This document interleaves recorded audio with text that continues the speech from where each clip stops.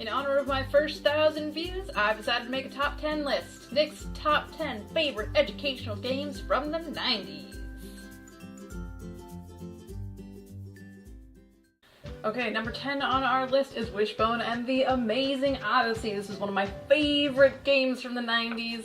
It came out in 1996 from Palladium Interactive. It follows Wishbone, who gets stuck in the combobulator. It's a point-and-click adventure game. You have to interact with things, solve puzzles. One of the great things about this game is that there was no death. Instead of death, you got to go meet Hades, and he would challenge you to a game. And if you won the game, you got to be alive. And if you lost the game, you lost the game, or you quit.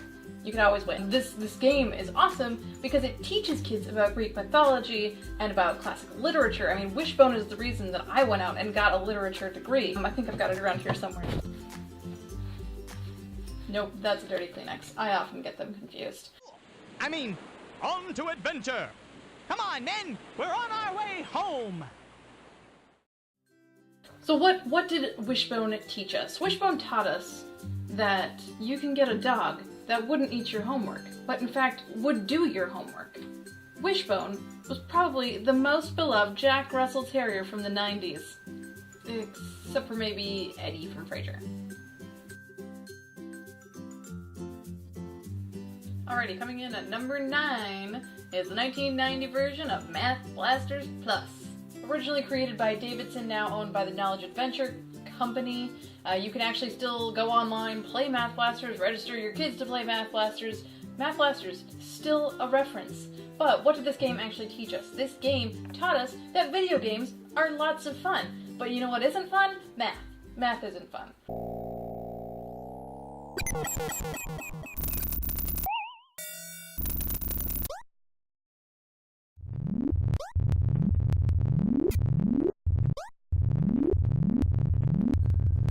Also, this game taught us that we should take care of our trash by shooting it with lasers. I feel like there's a lesson in there, and I would really like a laser now. Yes, please. Number 8 on our list is Super Munchers! It came out in 1991 from the Mech Company, which is the Minnesota Educational Computing Consortium. Represent. Super Munchers was basically like an educational coliseum for kids. You stand there in the middle as this little green thing, and then monsters attack you and try to eat you.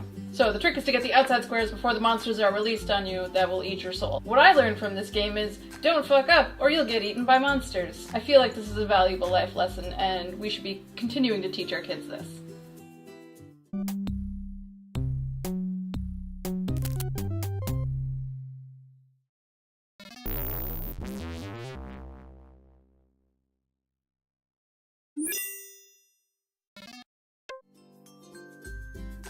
Number 7 on our list is Mavis Beacon Teaches Typing. The original game, the one you see here, is from 1987, but I played a much later version of this game in the 90s. It's from the Software Toolworks Company. One thing that's really brazen about Mavis Beacon is the super sexual text. It's a little out of control. Brazen gazelles and wives jerking 39 enormous pizzas. They chose a lot of words that had a bunch of letters in them so that you can learn the complete keyboard A to Z. The problem with that is it just sounds like a giant innuendo. Giant, enormous, throbbing innuendo. The games in Mavis Beacon are a little strange. Every time you make a mistake, something dies. I learned that it's really hard to type with somebody looking over your shoulder, like your typing instructor.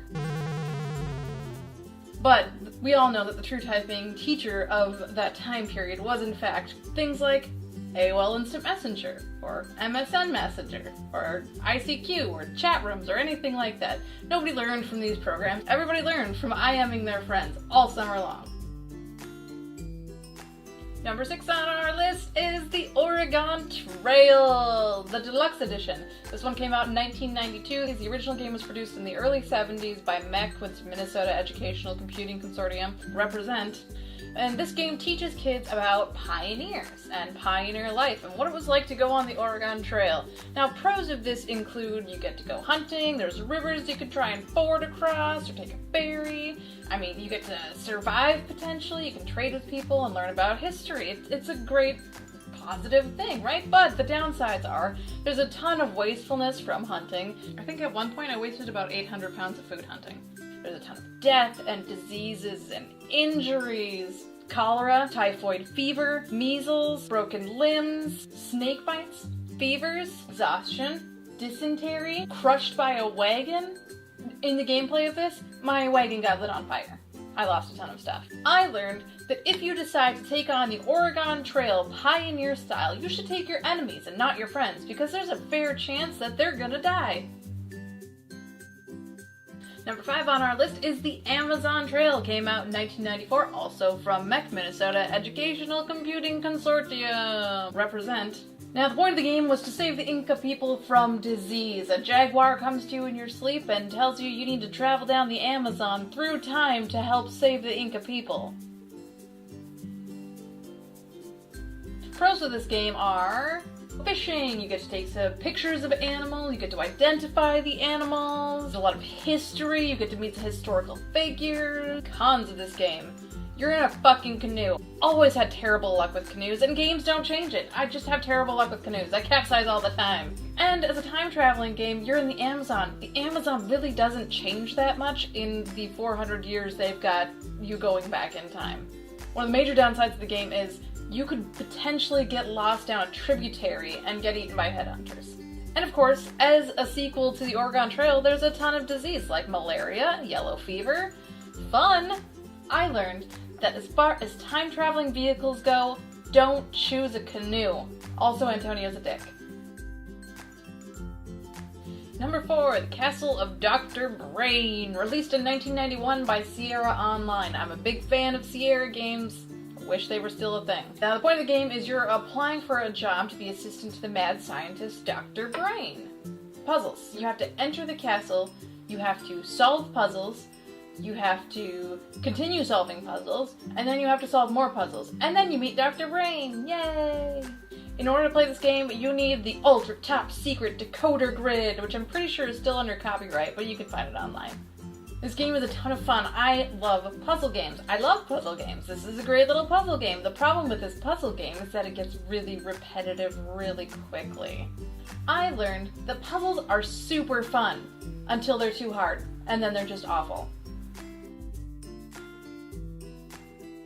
Number 3, Dino Park Tycoon. This game came out in 1993 from MEC, Minnesota Educational Computing Consortium. I'm originally from Minnesota. Represent. It came out in 1993, the same year that Jurassic Park came out. Coincidence? Probably. You start out with a $5,000 loan from the bank and you get to start your own dinosaur theme park. $5,000 gets you shit. You have to buy the dinosaurs, the land, the food, hire staff, fencing, security. This game taught kids about real-time responsibility, how actions have direct consequences. You had to take care of your dinosaurs, make sure they were fed, but you also had to take care of your park, make sure it was clean. This spurred a lot of Tycoon games like Roller Coaster Tycoon and things like that. I learned that starting your own small business is like signing your game over certificate. The world is a cruel place.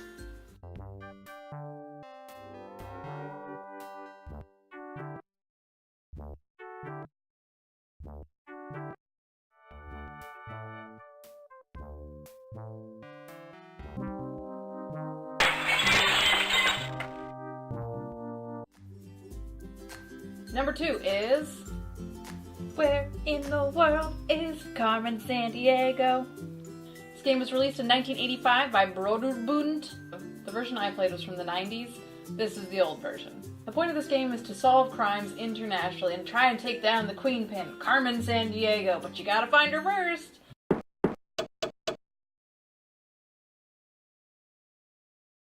The major problem I have with this game is that if you go to the wrong location, it is a bitch to get back.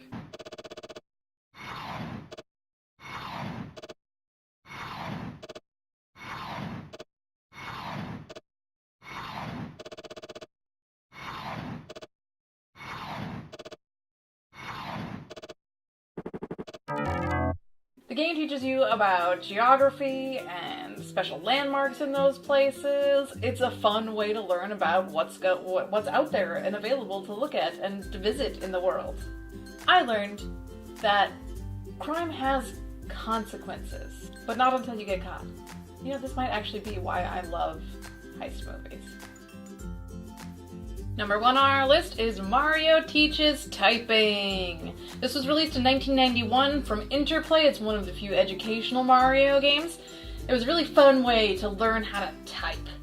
This was Nintendo's way to make learning into a game. But the problem was that it focused on fingers on the letters in the right position, more so than on learning actual words. Still, a typing program can't beat spending a summer instant messaging your friends. The first thing we learned was in the home row, ASL. I learned that it really doesn't matter what words you use, or if they're spelled properly, as long as you use your fingers on the right keys. Alright, thanks for joining me on my top 10 favorite educational games from the 90s. If you liked what you saw, like, comment, subscribe, let me know what you thought. I would appreciate it. It would actually be amazing.